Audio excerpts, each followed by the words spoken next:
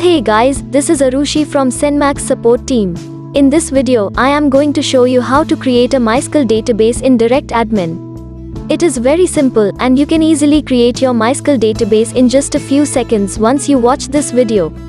First things first, you have to log into DirectAdmin. I assume you already did and you're able to see a screen similar to the one I have here. If you're new to DirectAdmin, we have a separate video showing you how to log into DirectAdmin.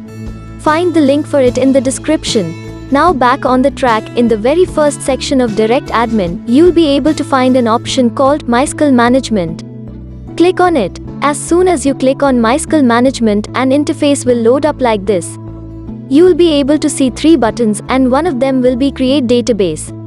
The blue colored one, and you'll have to click on it to create a database. DirectAdmin in default creates a DB user with the database. As I start to write my database's name, it matches the database's username to the same name.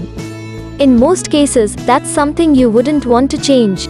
But if you require a unique DB username rather than the DB's name itself, you can uncheck the box on the right side which reads as same as database name.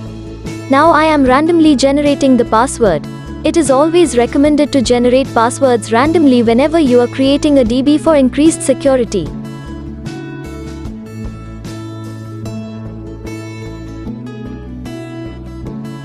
Now everything is set, I am going to click on the Create Database button. As you can see, as soon as I hit that button, it hardly took a few seconds, and now I have my database created in DirectAdmin. Hope this video helped you.